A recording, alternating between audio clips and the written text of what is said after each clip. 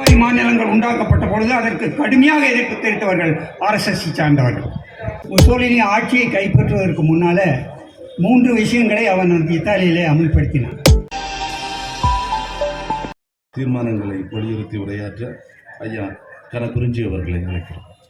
சீர்மிகு தலைமை பொறுப்பை ஏற்றிருக்கக்கூடிய பேராசிரியர் ஜெயராமன் அவர்களுக்கும், தமிழக மக்கள் முன்னணியை சார்ந்த தோழர்கள் நரவழகன், புலிலன் ஆகியோருக்கும், மேடையில் வைத்திருக்கக்கூடிய பெருமதிப்பிற்குரிய தோழர்கள் குளத்தூர் மணி, வேல்முருகன், வெண்ணியரசு, கோவன் உள்ளிட்ட முன்னோடி ஆளுமைகளுக்கும், முன்னாலே பெருந்திரளாக கூடியிருக்கக்கூடிய தோழர்களுக்கும், பகுதி வாழ் பொதுமக்களுக்கும் முதற்கண் என்னுடைய வணக்கத்தையும் வாழ்த்துக்களையும் தெரிவித்துக் கொள்கிறேன். முற்றதிகாரமே முதன்மை இலக்கு என்ற தலைப்பு பற்றி பல்வேறு கோணங்களிலே தோழர்கள் மிக விரிவாக சொல்லியிருக்கின்றார்கள். காலத்தின் அருமை கருத்தி ஒரு 2 கருத்துக்களை நான் மாத்திரம் உங்களுடைய மேலான பார்வைக்கு நான் முன்வைக்க விரும்புகிறேன். இந்த முற்றதிகாரம் தேசிய இனங்களுக்கு வழங்கப்படவில்லை என்றால் என்ன ஆகும் என்பதற்கு நமக்கு கண்முன்னாலே வரலாற்றில் இருக்கக்கூடிய சான்று முசோலினுடைய இத்தாலி. முசோலினி ஆட்சியை கைப்பற்றுவதற்கு முன்னால 3 விஷயங்களை அவன் இத்தாலியிலே அமல்படுத்தினான். அந்த 3 விஷயங்கள் தான் அவனுக்கு அரசியல் அதிகாரத்தை இறுதியில் பெற்றுத்தந்தது என்பதை வரலாறு பதிவு செய்திருக்கிறார். ஒன்று, இத்தாலி முழுவதும் முழுக்க அதிகாரங்களை வைத்திருக்கக்கூடிய ஆளுநர்களை அவன் நியமித்தான். அதே தான் இன்றைக்கு இங்கே நடைபெற்றுக் கொண்டிருக்கிறது. தமிழ்நாட்டிலேயே மிக அதிகமாக வெறுக்கப்படக்கூடிய, மக்களால் வெறுத்து ஒதுக்கப்படக்கூடிய ஒரு நபர் இருக்கின்றார் என்று சொன்னால் அவர் இந்த ஆளுநர் ரவி அவர்கள் தான். தமிழ்நாட்டினுடைய பெயரையே மாற்றுவதற்கு துணிந்தவர். ஒரே ஒரு சான்றை மாத்திரம் நான் சொல்கிறேன், எல்லாரும் சொல்லிட்டாங்க, அதனால் ஒரே ஒரு சான்றை மாத்திரம் நான் சொல்கிறேன். அவர் பதவியேற்ற கொஞ்ச நாளில் IAS IPS ஆஃபீஸர்களுடைய கூட்டத்தை கூட்டுகிறார். கூட்டுகிற பொழுது அவர் என்ன சொன்னார் என்றால், IAS IPS ஆஃபீஸர்கள் என்று சொல்லப்படக்கூடிய நீங்கள் இந்தியா முழுவதும் இருக்கக்கூடிய அலுவலர்கள், உங்களுடைய முழு கட்டுப்பாடும் ஒன்றிய அரசுன்னு நம்ம சொல்கிறதில்ல, சென்ட்ரல் கவர்மெண்ட்டில் தான் இருக்குது. அதனால் நீங்கள் மோடி அரசுக்காகத்தான் விசுவாசமாக இருக்க வேண்டும், மாநில அரசாங்கத்திற்கு நீங்கள் விசுவாசமாக இருக்க வேண்டியதில்லை என்று நேரடியாக அந்த IAS ஆஃபீஸர்ஸ் முன்னால் அவன் பேசினான் என்பதை பார்த்தோம். இதே தான் துணைவேந்தர்கள் முன்னால் மாநாடுகளையும் அவர் பேசி கொண்டிருக்கின்றார். எனவே அந்த ஒரு சான்று ஒன்று போதும் எப்படி அதிகாரத்தை அவர் துஷ்பிரயோகம் செய்கின்றார் என்பதற்கு. அடுத்தது முசோலினி செய்த வேலை, கல்வியிலே மதத்தை புகுத்தினார்.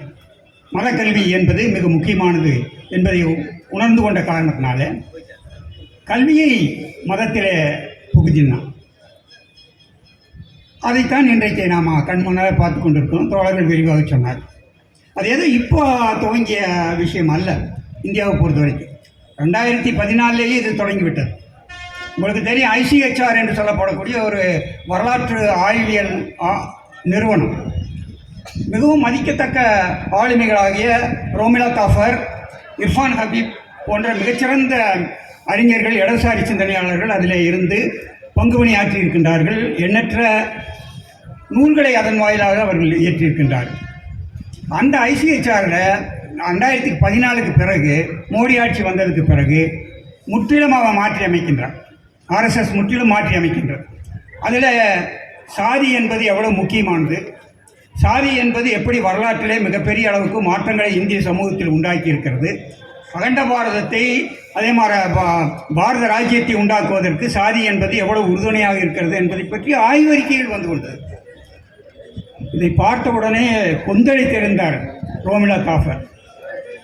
ஒரு கணமேனும் நான் இனி ICHRல நான் பணியாற்ற மாட்டேன் என்று ICHR பதவியை தூக்கி எறிந்துவிட்டு அவர் வெளியே வந்தார் என்று பார்க்கிறோம். அவ்வளவு மோசமாக 2014 தொடர்ந்து அவர்கள் செய்து கொண்டிருக்கின்றார்கள். இன்றைக்கு பார்க்குறோம்.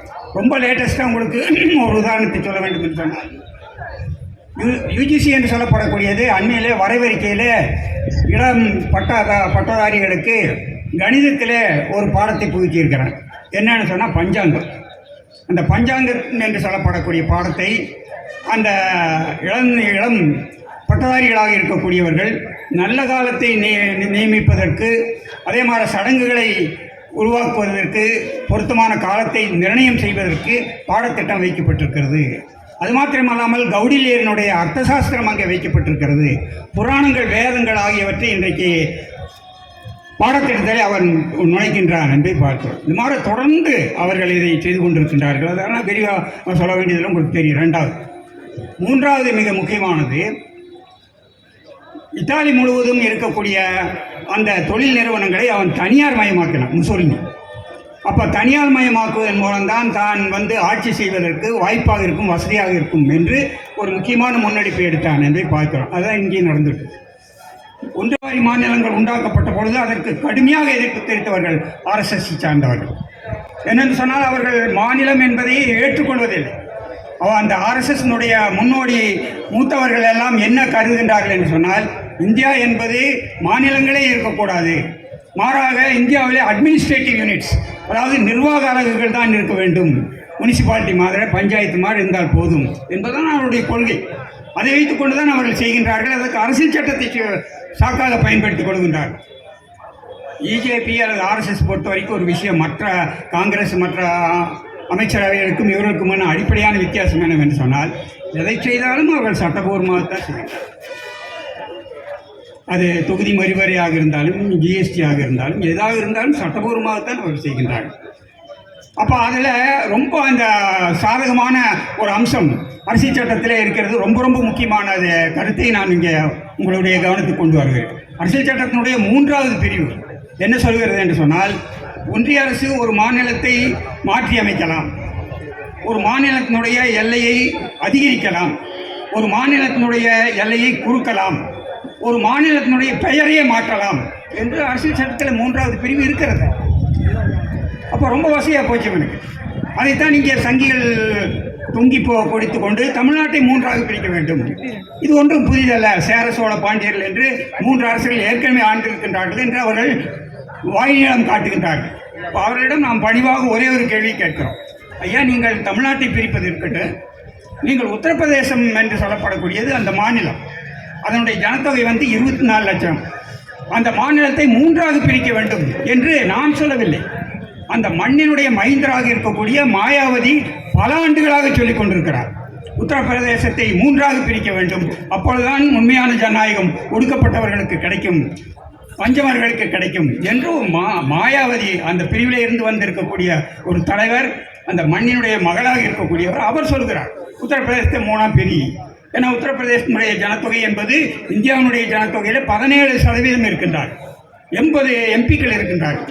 எனவே அதை நீ பிரிக்கி என்று சொன்னால் அதை அவர்கள் கணக்கில் எடுத்துக்கொள்ளவில்லை என்று பார்க்கின்றோம். அடுத்து ஒரே ஒரு கருத்தை மாற்ற சொல்லி நான் விடைபெற விரும்புகிறேன். சரி, அப்போ இதற்கு மாற்று என்ன என்பதை நாம் யோசிக்க வேண்டும். இதற்கு மாற்று என்பது வரலாற்றில், நம்முடைய வரலாற்றிலேயே இருக்கிறது. 1935 தந்தை பெரியார் அவர்கள் ரஷ்யாவிலிருந்து திரும்பி வந்ததுக்கப்புறம் அவர் சிங்காரவேலு அவர்களோடு சேர்ந்து ஈரோடு திட்டம் என்று சொல்லப்படக்கூடிய ஒரு திட்டத்தை முன்வைக்கிறார்.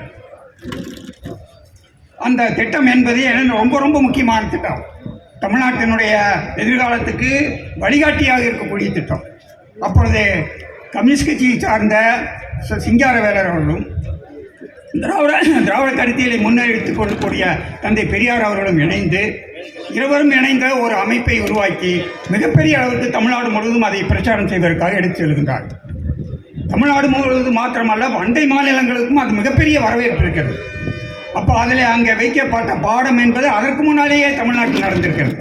TM நாயர் அவர்கள் இருந்த சமயத்தில் TM நாயர் அவர்கள் MC ராஜா அவர்களோடு கலந்துரையாடி இதை போன்று சமதர்மமும் சமூக நீதியும் கலந்து ஒரு அமைப்பை உருவாக்க வேண்டும், அப்பொழுதுதான் நாம் வல்லதிகாரமாகிய இந்த ஒன்றிய அரசை நீக்க முடியும் என்று TM நாயர் அவர்கள் வழிகாட்டியிருக்கின்றார் என்று பார்க்கிறோம். எனவே இன்றைக்கு தேவை என்பது சமதர்மமும் சமூக நீதியும் இணைந்த ஒரு போராட்டம். அது 1935 தந்தை பெரியார் அவர்களும் சிங்காரவேலர் அவர்களும் காட்டிய மகத்தான ஒளிமிக்க பாதை என்பதை நான் இங்கே குறிப்பிட விரும்புகிறேன். அப்போ இதற்காக சட்ட ரீதியான போராட்டங்கள் என்பது ரொம்ப முக்கியமானது. சட்ட ரீதியான போராட்டங்களை நாம் குறைத்து மதிப்பிட முடியாது. அமெரிக்காவில் நாம் சாம்ஸ்கி அவர்களிடம் ஒரு நிருபர் கேட்குறாரு, என்ன அமெரிக்காவை பற்றி நீங்கள் இவ்வளோ மோசமாக விமர்சனம் பண்ணுறீங்க, இந்த மாதிரி பேசக்கூடிய உரிமை உங்களுக்கு அமெரிக்கா தானே கொடுத்துருக்கிறது, அரசாங்கம் தானே கொடுத்துருக்குன்னு நாம் சாம்ஸ்கி ரொம்ப அருமையான ஒரு பதில் சொன்னார். வைர வரிகள் அந்த வரிகள். இந்த சட்ட ரீதியாக இருக்கக்கூடிய இந்த உரிமை என்பது அமெரிக்க அரசாங்கம் எங்களுக்கு கொடுத்த பிச்சை அல்ல, எங்களுடைய எண்ணற்ற தோழர்களுடைய ரத்தத்திலும் வியர்வையிலும் நாங்கள் போராடி பெற்ற உரிமை என்று நாம் சாம்ஸ்கி அதுக்கு பதில் கொடுத்தார். அதை போல சட்ட போராட்டத்திற்கு ஒரு எல்லை இருக்கிறது. இந்தியாவுடைய மகத்தான மனித உரிமை போராளி KG கண்ணபுரான் அவர்கள் ஒன்றை சொல்வார்கள், அதை சொல்லி நான் நிறைவு செய்ய விரும்புகிறேன். ஒரு போராட்டம் வெற்றி பெற வேண்டும் என்று சொன்னால் சட்ட போராட்டம் முக்கியம். ஆனால் சட்ட போராட்டத்திற்காலும் மிக முக்கியமானது ஒரு வழி என்னவென்று சொன்னால் மக்கள் தரப்பு போராட்டம். மக்கள் தரப்பு போராட்டங்கள் தான் சட்ட ரீதியாக நமக்கு வெற்றியை பெற்றுத்தரும். எனவே சட்ட ரீதியாகவும் போராட வேண்டும். அதை காட்டிலும் பல மடங்கு மக்கள் தரப்பு போராட்டங்களை நாம் முன்னெடுக்க வேண்டும் என்று சொன்னார். அப்படிப்பட்ட மக்கள் தரப்பு போராட்டங்களை முன்னெடுப்பதன் மூலம்தான் தேசிய இனங்களுடைய விடுதலை சாத்தியமாகும் என்று கூறி அமைகின்றேன். நன்றி.